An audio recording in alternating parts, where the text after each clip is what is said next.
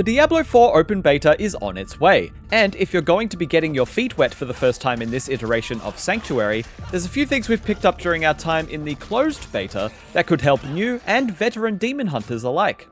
Here are 14 things you need to know about Diablo 4's open beta. Break the chains and discover who you were meant to be.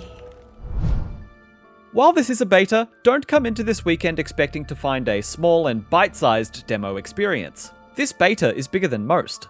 We found it took about 8 to 10 hours of playing to reach level 25, which is the level cap for the beta, and there are still plenty of things to see and do after you reach that cap.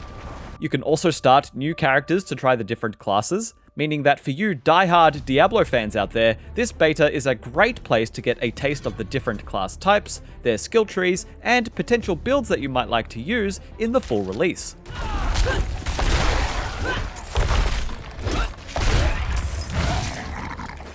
You can also unlock this cute little wolf pack cosmetic for the full game by reaching level 20 during the beta.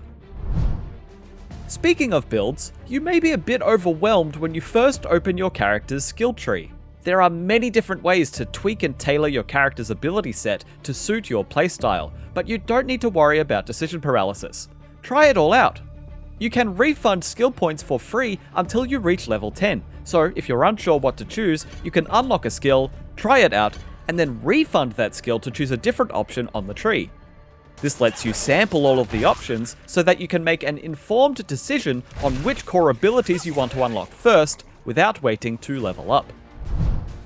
If you've been playing through the campaign or exploring for a long while, you'll eventually fill your bag with a bunch of junk gear. Instead of dropping bits and pieces to make space for something better later in the dungeon, use the town portal teleport to jump back to the nearest town to sell or dismantle your gear. So long as you don't then walk out of town, a portal back to your location in the dungeon will stay open for you. Additionally, if you're playing with friends, there will be a persistent portal in town for each of your party members so that you can teleport to their current location. Gold has a large role to play in Diablo 4's early game. You'll be spending a lot of it over the course of your leveling experience, so selling your excess gear can yield some excellent payouts for the loot that you don't plan on using. Well struck. Dismantling gear to get crafting materials or cosmetic options may also be tempting, but make sure there isn't anything else you may want to buy with the gold it would sell for instead. There are so many vendors and upgrade paths that require your gold, so you'll want to make sure that you have plenty of it on hand. As you find new equipment, swapping out old gear can seem like the best option, but if you have a bonus attribute on that one piece of gear that you just don't want to replace, keep in mind that loot may be upgraded up to 4 times to increase its stats. The cost is greater each time an upgrade occurs, so don't do this without intent, but upgrading is helpful when you're pushing through higher level content and waiting for something better to drop. You may think that salvaging or selling rare gear is optimal when that equipment slot is occupied by legendary gear, but in Diablo 4, rare gear can play a bigger role than in games past.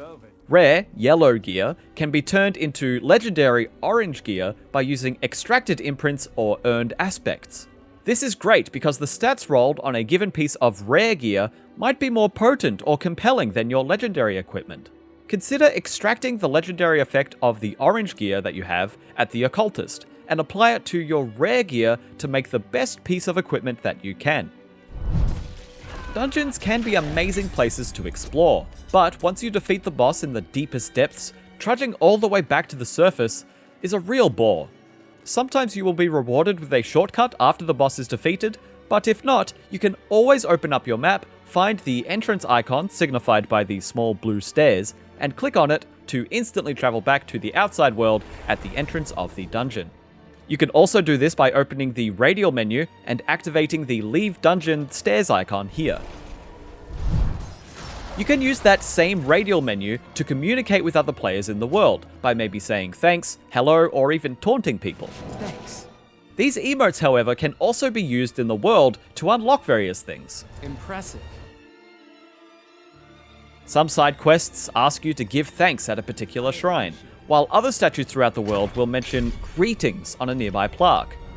Following through with the correct emote may reward you with some secret treasure, or a strange arcane benefit, such as limited invisibility. By the time you reach Kiova Shard, you will have probably seen an altar of Lilith, but if you missed them along the way, these altars provide passive benefits for every character that you create in that realm. These benefits include increased resource carrying capacity and bonuses to different stats. There are 28 of these in the area available to us in the beta, and you can find a full list of all altars of Lilith in our guide on IGN. Randomly placed around the world are these campfires that provide you with a boost to XP that you gain from killing monsters. All you need to do is find a campfire, stoke it if it hasn't already been lit, and stay nearby to receive this experience buff above your skill bar. The buff will decay over time, but it can be refreshed just by revisiting the fire. For greater effect, stand near the fire for a while to allow the buff to climb up to 15 stacks, which will increase the payout of XP gained while it is active. Now you can get to that level cap in no time. Now, do you want more legendary loot drops? Of course you do. Similar to Kadala in Diablo 3, Purveyors of Curiosities will give you loot in exchange for a currency called Obols.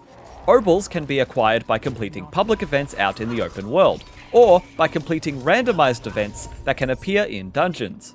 If you have a group, you can split up and search for public events separately. Then you can teleport to the player that finds a new event first. Completing the mastery objectives for these events will reward you with even more Obols, and Purveyors can even drop powerful unique weapons as well. It seems your prayers have been answered. As you travel through the environment, you may find these silent chests in the world. These can only be opened by whispering keys, which you can also buy from Purveyors for Obols. In much the same way as normal chests, the loot from silent chests is random, but there seems to be a higher chance that you will find rare or legendary equipment once you open them up. The randomness of these chests does mean that there is a chance that you will receive next to no worthwhile items, so you may prefer to spend your Obols on Purveyor's other stock first before buying a bunch of keys. Aspects are going to be a very powerful endgame avenue for player power. Each aspect you've extracted or earned from completing a dungeon will have a specific type of gear it can be imprinted on. Aspects can have greater effect when applied to a specific slot too. For example, if you have an aspect that allows you to deal 6% more damage while standing still, this effect can be boosted by 100% if slotted into a two-handed weapon, as noted in the Aspects tooltip.